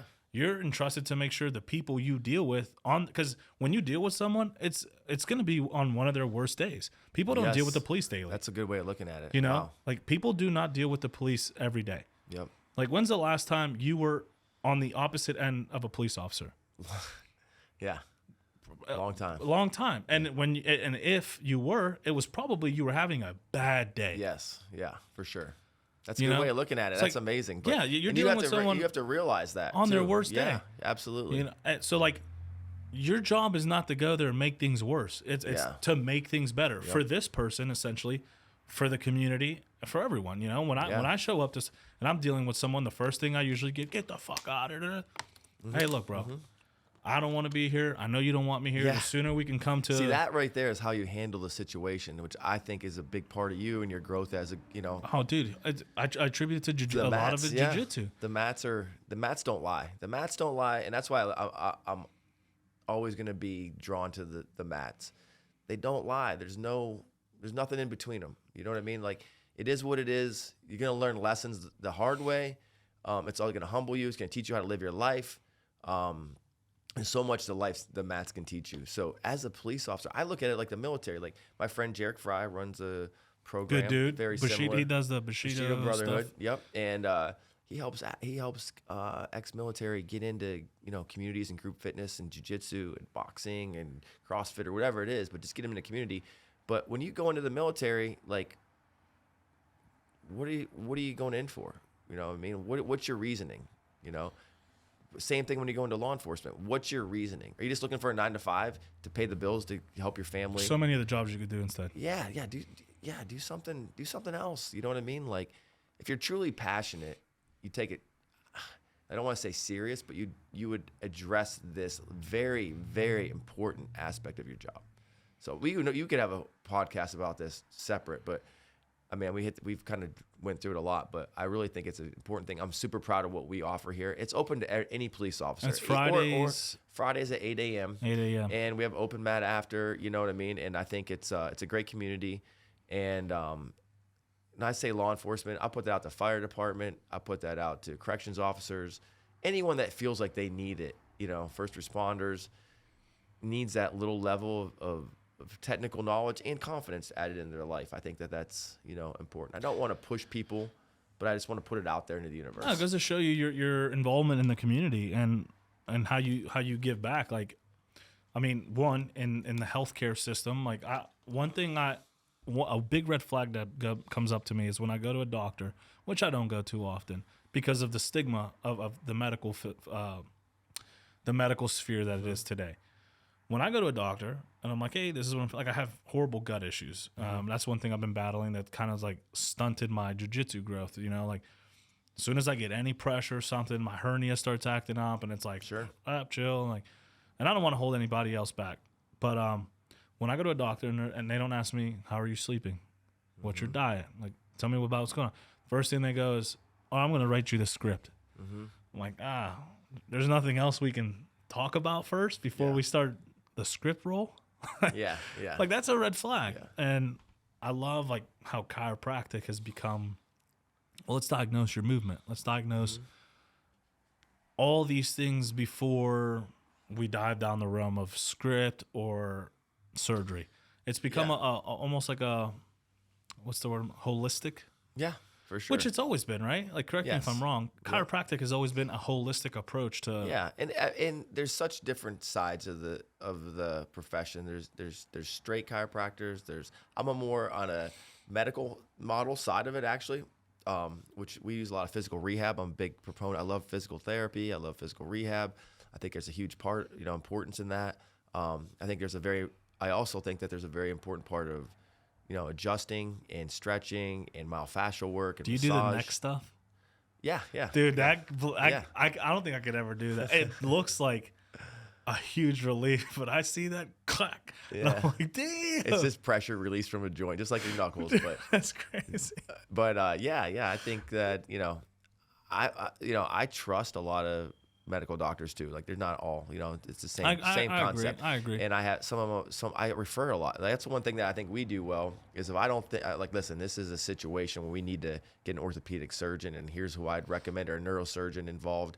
Here's who I recommend. And we've developed great relationships with amazing doctors that aren't just going to come in, like you said, and just get ready to write something out. They're going to actually evaluate and proceed with proper treatment plans, or even I've had to personally get surgery through injuries, through grappling and wrestling, and I think there's an important part of having a good surgeon on the other end of that scalpel. So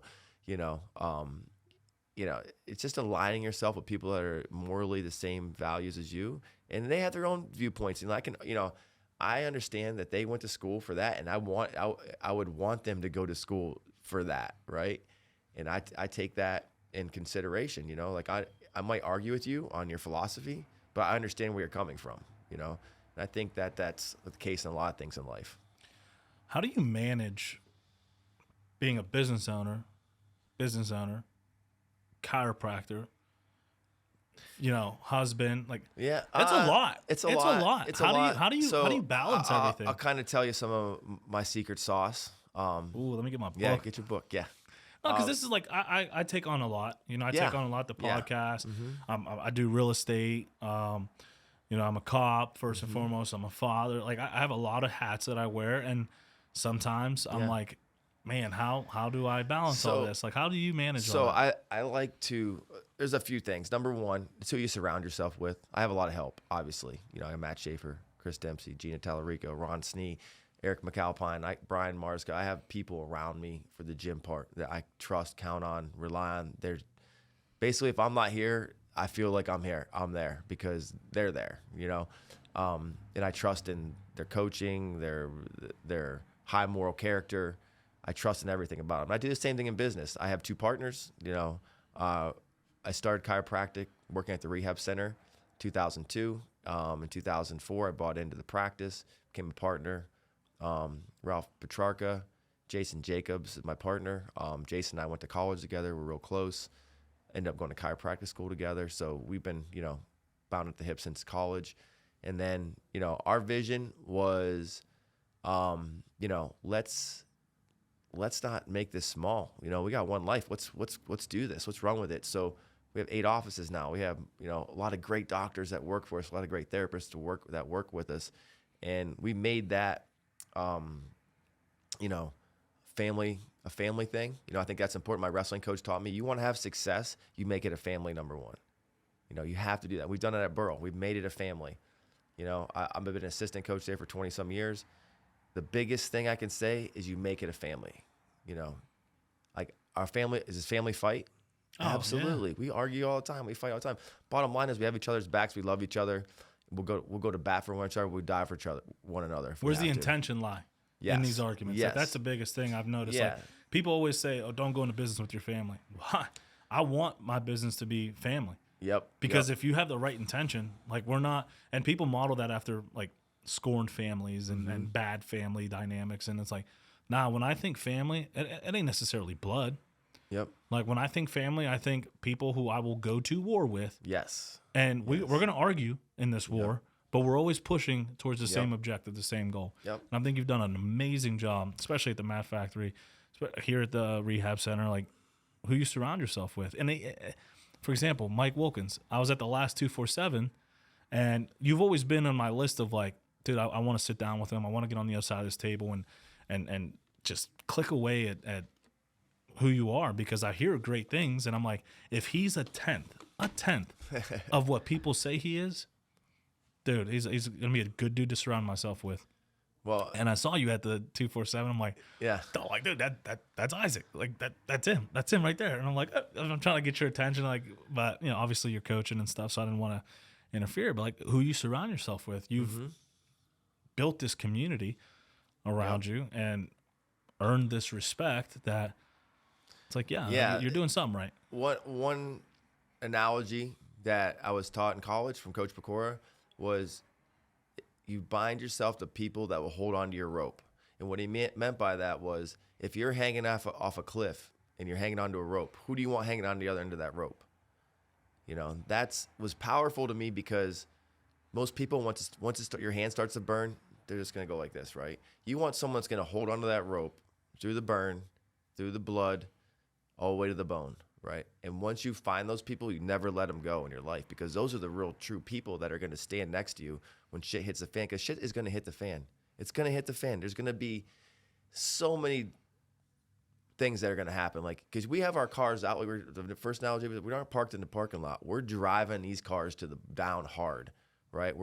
There's parts falling off, there's tires going off, transmissions going out. Like, there's going to be all kinds of issues in life, in business, in the gym, that you got to have people next to you that hold onto that rope. So that was one thing that I loved, that really like bound me to like who I connect myself with. And number two, as far as like balance goes, balance has always been an issue with me. That's why I have a group of mentors that I work with. I've been in with a group now for 5 or 6 years, and every month these guys are, when I say high performers, from dynamic disciplines, like they're very high performers. And not making yourself the smartest person in the room is a great thing, right? We say it all the time to a wrestler. If you're in a room and you're beating everybody up, you got to find a different room. You know, you got to go out. That's why I'm a big fan of cross training. I cross train too. Like, I go get my butt kicked by Warren and Mike sometimes. You know, I go down there. So, you know, I seek the best people out, and the best, you know, if you put that energy out, that usually they gravitate to you too. You know, I train with, you know, some high level people. And I'm so blessed to be able to do that. And without having that mentality, it never would happen, right? If I just kept myself in a small box. But having those kind of people around you, that like, do this all the time. I'm like, I'm busy. Like, I start my day and I get done at 10 o'clock. I eat dinner at 10:15, and I spend, you know, a couple of hours or an hour watching TV with my wife, and I go to bed. Like, that's my day. And I'm completely like okay with that. That's what it is. This is the lifestyle I've built for myself, and I can't complain about it. I have to embrace it. There's people out there, though, I look at that I have no idea how they get done what they get done in a day. I'm like, they make me seem like I'm not doing anything. Like, they're very high performers. So there's levels to it. But if you have people checking you and making you accountable constantly, it makes balancing things a lot easier. So in my group, we set goals constantly with our self goals, our wealth goals, our health goals, and our relationships. So all the time, I'm thinking about those things. I'd never leave one thing unturned. Even if it's a tiny little goal, it's a little acknowledgement here, but a little thing there, but it's constantly doing that. I think what people do is they look at the big goal. So big goal, I want to be a world champion, right? And they just look at that, and it's so far away. They forget all the little things they have to go through, those little bricks we're talking about, those boring bricks you got to lay down. And when you're laying the bricks, you remember how tedious this is? You have to enjoy that, because if you're not enjoying that, then that big goal doesn't mean anything, because you're gonna get to that big goal eventually, and then you're not gonna. You hear this all the time. People that win UFC championships are like, the next day they're like depressed, right? Because like, they become goal driven instead of process driven. Gotta be process driven. You gotta surround yourself with people that make it fun. Like, nothing is funner than me than going to a tournament. This is like Christmas to me. I go to a tournament, I'm competing, I'm also coaching, you know, and I got all these people around me, and we're all in it, man. We're in it. Like, we're in the war, you know what I mean? We're in the battle. You're going through emotion. This guy just lost. We're hugging him, you know, man, the next guy's coming up next. And then I still have to focus on my process. It's crazy. It's chaos. No other place I'd be, you know, win or lose. You know, I know the losses are going to drive me forward. I know the wins, they're going to be more for the process, right? The wins are great, you know. That's why I don't label myself any of those things, Hall of Famer, All-American, world champion. I don't like to do that, because that takes away from the process that I'm still in. Once I do that, I feel like I'm going to lose that. Like, I don't want to change the fact that I'm in here grinding every day, that I'm helping people reach their dreams and their own goals. And that I'm enjoying it. I love it. I love coming in here. You know, I got a session with Cody Law coming up. It's going to be hard, but I love it. I love that he's coming in here. Dude, and he's going to push me, you know. That's sweet. It's the famous quote. I always say famous quote. Embrace the suck, you know? We say, because what is the suck? The suck for you, this person, it's something I'm embracing. Like, and when we're very similar in the sense of like, I love the process, you know, like the podcast, for example. It's a lot of traveling. It's a lot of research. I love it. I love learning. I love growing. I love sitting across people and hearing their stories and feeding off what they're doing. And I love it. You know, jiu-jitsu, getting my ass kicked daily. I love it. I love it because to me, I'm always pulling something to learn from, or like, oh man, that didn't work this time, but next time I'm going to try this approach. Or like, it's a constant surgical, and that's how precise you have to be with it. Like surgery, like you have to lean into your process and really pull from anything, wins, losses, in between. You have to pull from it. If you're not constantly pulling, if you're not constantly trying to reassess and improvise, adapt, overcome, like you're doing yourself a disservice. You're just losing. Yes. You're just losing. Yep. Whether if you're pulling from it, it's never a loss because there's always a lesson. There's always a different aim point you can hit for. Like, and it's that embrace the suck, that journey driven. That one of our coaches, Ethan Whistler, he wrestled at Penn State. We were actually at the Penn State match last night. And we were driving home. I saw that. And we're talking. I got a podcast tomorrow, and we're going over some of the talking points you gave us. He's like, man, we just embrace the suck, man. We love it. This is what we do. Like, embrace the suck, dude.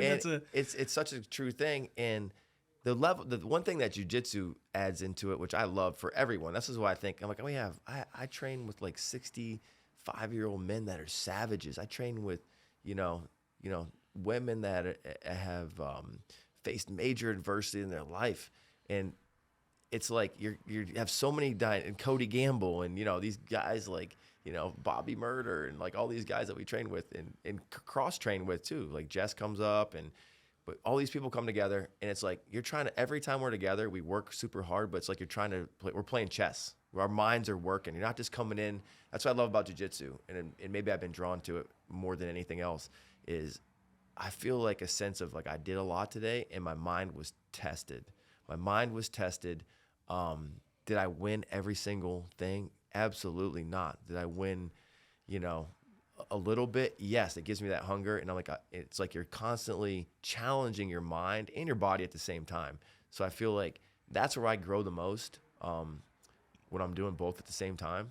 I think that's such an awesome thing. Do I love like pushing myself to the limit and, jumping on a rowing machine or a Versa and are doing what we call we do these things called strip matters, where one of my teammates invented it back in college, where we do bear crawls and baby crawls until we almost die. Do I love doing that? Just feel like my heart's gonna explode? I love that. I love that feeling. But at the same point, I love the fact that jiu-jitsu adds in that whole mindset and toughness and adversity component. Like my days usually kind of follow my grappling. If I have a bad day grappling, my day just usually kind of struggles. If I can fight my way through a bad day, then I usually can fight my way through a bad day. If I'm on my game that day and everything's clicking, my days usually are just clicking. So it usually sets the tone for my life. It's a good metaphor. And that's why I train. People think I'm nuts. I go to the gym at 4:30 in the morning. If I snooze my alarm, I cannot do that. See, but all the things you do that you're talking about, like I fucking can't do that. 20-minute, like I can't do that. You rolling with Warren, dude eats me for breakfast. Like I can't do that. I try, but I can't. Yeah. But like it's the same thing. I start at 4:30 because as soon as if I snooze my alarm, I've already lied to myself. Yeah. I set a goal for myself. The Jocko method. And it's like I lied to myself. I love it. And I'll give myself an opportunity. I set a second alarm. Nice. If I skip that, my day's ruined. Yep, exactly. You got to set the tone. You have to set the tone. If you hit it hard, I go to the gym, and it doesn't have to be the best workout. You get through it, that's good. Yep. It's not great. Yep. Like not every day is going to be great, but you got through some days, that's life, right? You can't always be on top. I think that's a misconception, especially with social media. Like everyone wants to put the victories, not the defeats. They want to put the sunshines and not the the clouds and the thunderstorms. But I think that grappling and I got this from wrestling, because you're not gonna have good days in wrestling all the time. It's gonna be tough, and the mats, like I said earlier, they're not gonna lie to you. They're not gonna lie to you. They're gonna tell you where you're at, what you need to work on, what kind of person you need to be, And It's the same it's gonna be metaphor hard. with steel, It's with gonna the be iron, hard. you know, with Yeah. the weights. It's like the same. Like the mat, your belt color don't matter. You put Christian Schaefer in here, he's Yeah. gonna give some people hell. Yeah. Yeah. You I know, love Christian. and he's a well, I guess blue belt, but Not we really. all know not really. Yeah. But same with weight. You know, like I weigh this much. I go in there. Like I may not. Like I was benching 435. That's not happening anymore. Like Yeah. my mind has changed. Do you feel like that's a good, like in a good way, or See, how's your mind play with that? like it, Because that's growth on one thing, but are you giving up some growth for something else? So that's exactly, and I'm currently in that process of I'm giving up one thing for another. Yeah. Benching 435 I can respect this. Yeah. does nothing for jiu-jitsu.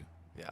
People No. think, oh, dude, benching that's great. In it doesn't, because at one point there's a point of diminishing returns. Functional strength. Yeah, like benching 435 is not gonna benefit me in the same way that we're benching 315. Yeah. But I'm more mobile. I'm more functional. Like that's actually it's holding me back, and that's a metaphor in life of like we want this so bad, right? Yeah. It's like, but I want this too. It's like, well, if you really want this, you need to give this up. Yeah. Yeah. It's Like- true. It's true. But I think that like you as getting like weightlifting goals, I get it, because you get that sense of I did it. You know what I mean? It's hard. This is hard to get bench 405. Like it took a lot of work to get here. So I completely respect that. You know, I would never take anything away from that. I'm not a weightlifter, but I can completely see where you are. And I can also see where having to give some of that up to get something here, to get more mat time is a struggle. But I think in the long run, you're kind of balancing yourself out nicely, you know? And I'm in that process right now of like, I keep looking back of like, man, do I really want to give this up? And it's like, no, yes, I do. I made that decision because I want to be more functional. I want to be, you know, it's for my job. It's for my livelihood. Yeah. And I enjoy jiu-jitsu and I want to be Absolutely. better at it. And this requires that to happen. Man, I wish there was more police officers like you out there. We're working you know? on it. We are. I think it's growing. I think I think in the next 5 years, it's going to be massive. You I keep think with doing guys like this. Jay out there running programs, combatives programs, more gyms offering, you know, the programs as well. I think it's going to change a I lot. agree. And that's think what I it's gonna started to change say a lot. earlier with Jay. It was just that class. He's like, Yeah. yeah, we're looking into like, MOPEC is or Mopotec, depending where you're from, how you say it. Yep. MOPEC is the governing body of, and he was like, yeah, we're looking to get, you know, this curriculum approved in different states. And I'm like, dude, that would be dope. Because Yeah. like right now, there's this one that I won't mention that is completely useless. I will say it is completely useless. Out of respect for the guy who's been doing it for 80 years, I won't say it. But it's like pressure Yes. points. Like Yeah. No. how often are we No. using that? You know Never. what's a good pressure point? My arm around your neck or an arm bar. Or like Yeah. that's a hell of a Yeah. pressure point. Yeah. You know, or knee on belly. Yes. Yes. People like Mount. Mount was a huge thing in policing when jiu-jitsu Mm-hmm. really got into the LEO stuff. And it's like Mount is great. And now someone else comes in Mm-hmm. and you try to bail and you can't because now you're trapped in this mount. Where knee on belly Yep. makes you more mobile on top. You're able to, someone's coming from behind, you can shift your weight, shift your knee, Yeah. look. Like there's different applications for everything. And then once you start, then you realize like, there's Yeah. so many levels so to many. this shit. And the thing is, you know, when Warren and I started, you know, I started training 22 years ago now. Jiu-jitsu literally was not a thing. You know, I started training and I remember like people were like, what are you doing? Jiu-jitsu? Is that karate? No one knew what it was. Like I just did it because I love I love wrestling, and this for me was a perfect transition. I'm like, oh, this is awesome. I'm basically wrestling, just different rule sets, different, you know, techniques. And the thing about jiu-jitsu is it's constantly technical. Like there's so many things you can learn, so many positions, so many things. I'm learning every single day still, 40 years deep. I'm in here. It's like I never saw that before. Never saw that. I don't know who I'm going to learn from today. Like I could be a blue belt, could be a kid, you know, could be a black belt. I don't know. I'm gonna soak it in though. But I think with the police stuff, people are getting trained. Look how many people were members at Stout, one of the biggest gyms in the country now, right? And they're only growing. And there's other gyms out there. You know, I can name 20 gyms in Pittsburgh now. 2002, there was like 3, literally. So with that growth becomes responsibility. Now you're getting thousands of people that are trained that can really protect themselves. And then you're adding the worst day of their life on someone like that, alcohol, whatever involved. Now you got a really serious situation. If someone's not trained to handle that situation, it's dangerous for everyone involved. So there's a level of responsibility, I think, that the Leos are just starting to realize, like, hey, maybe we should take a little more stock into this and add programs and maybe fun things or whatever. But I think in the next few years with the changes that I'm starting to see now, I think it's going to be a whole nother level. And I think once the police rise up to that level as a whole, I think that everything's going to be safer. Everything. You're not going to see these situations that have happened in the last 5-6 years happen. It'll be like a wow, like epiphany. That, yeah, it's gonna like be wow, like that happened. Like, yep. I think the more this gains traction, the less we'll see escalated use of force. Yes. Yeah. And like all when the we way do around. see that, it'll be like mind blowing. Like that cop pulled out his gun. Yeah. Like, wow, Yeah. that's crazy. Like now, unfortunately, it's become, oh yeah. And some of the things, some of the shoots are like, we call them lawful, but awful. Like, Yeah. could it have been avoided? Yes. Yeah. Unfortunately. You see that stuff and you see how and you can understand the police officer's decision making, but you can also understand like little things would have changed that decision making. You know, like, yeah, you were in a bad situation, but did you have to kill the person, shoot the person? It's because they're not trained. Like, and that's the thing. That's what I'm saying. Like you feel your life is in danger yeah, because you're on your back getting punched. yeah, Is it for you because you don't train yeah, and you're not in this realm? yeah, Yeah, I guess your life is in danger. yeah, Where for someone like you or Warren, who has 20 plus years of experience, you know, I'm gonna get punched in the face. It's gonna hurt, but I can raise my hips, bring him down, latch on to him, then I'll just like for you.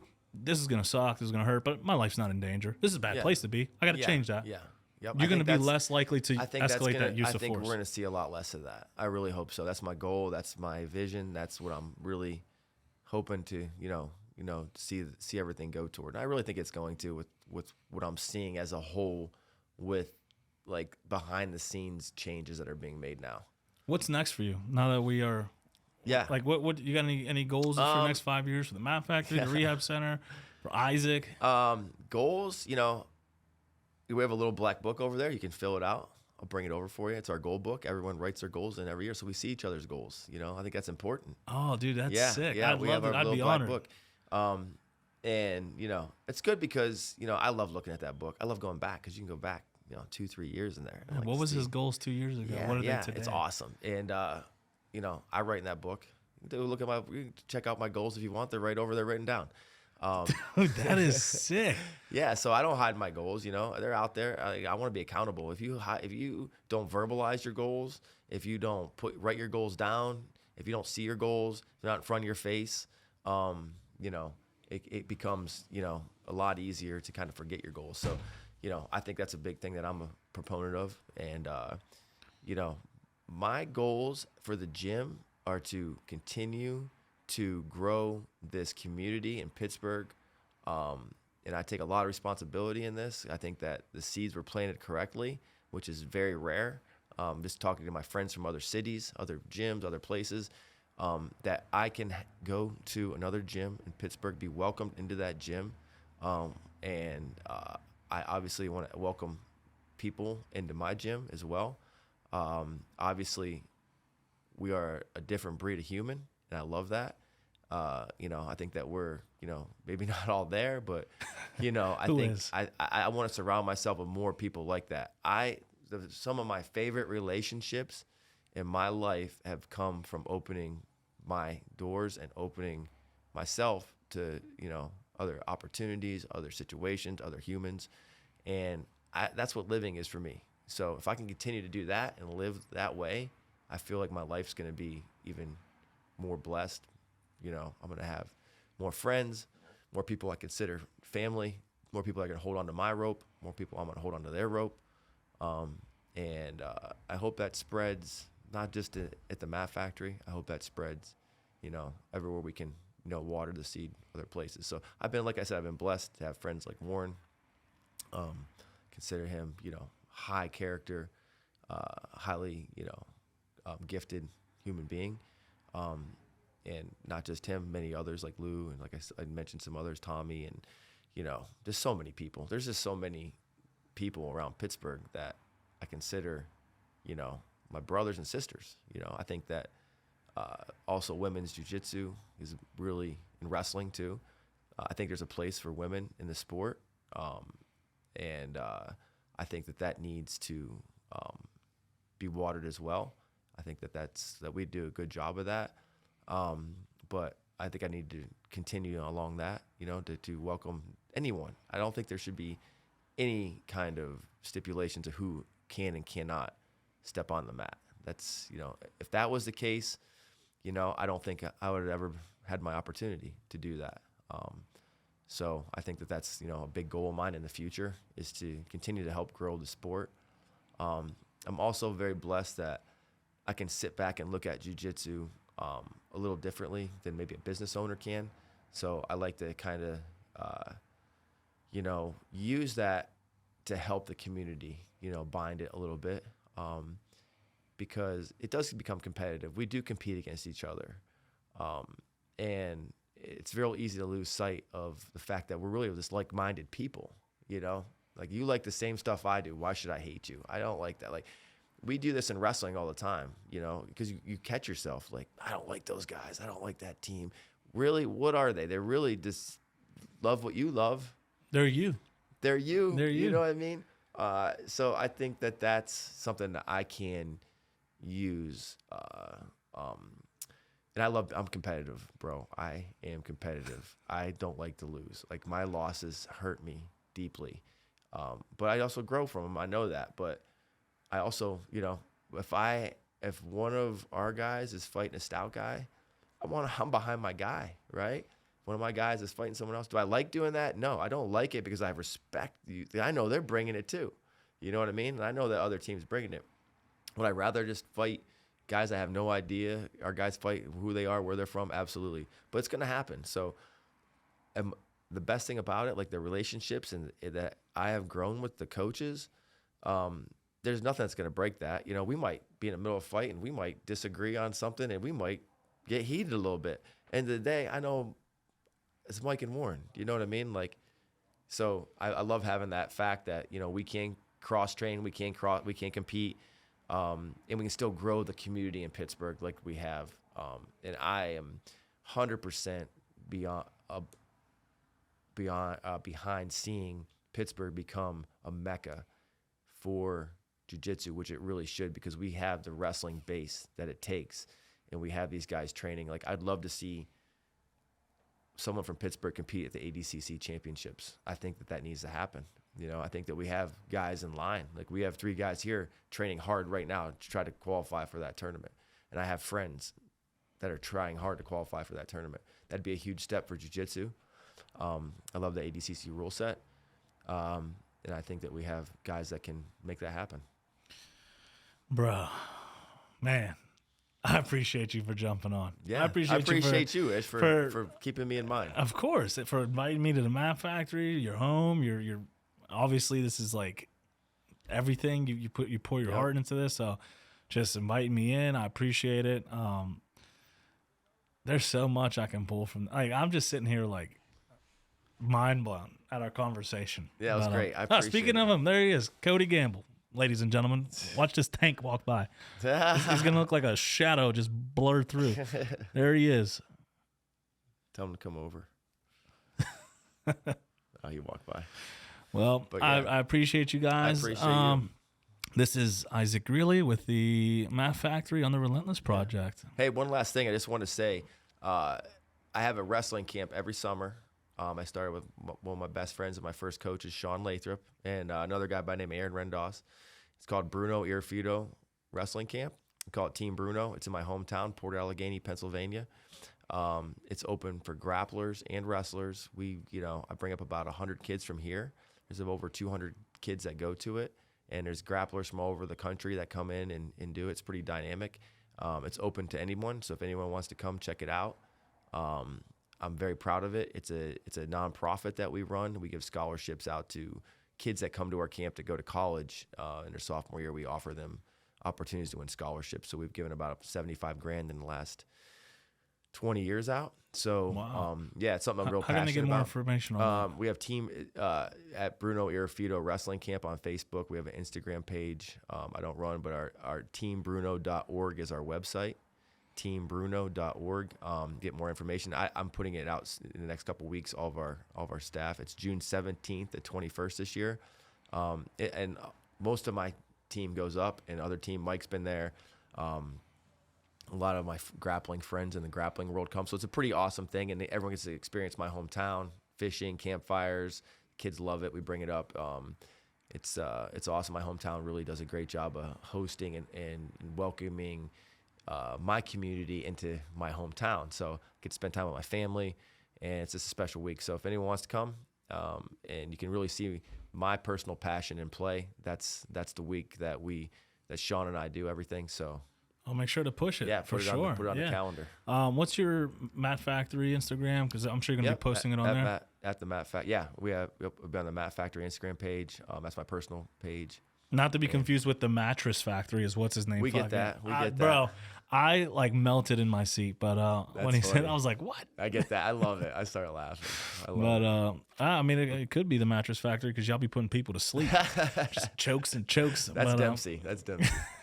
What's his choke? He has a signature chokehold, doesn't he? Dempseycutioner. I don't know if he likes that we call it that, but I mean, he's hit it in like crazy, situations, and it's so tight. It's the worst. Well, that's what my next step. Brought to you by the Depthexecutioner. Well, I appreciate you for jumping on, Thanks, Isaac. This appreciate is you. Learn more about you and what you're about, and you're 100% the kind of people we love seeing in this sport and representing our community as a police officer. So thank you for that. Thank I you for your appreciate you, service. brother. Later. Later, buddy.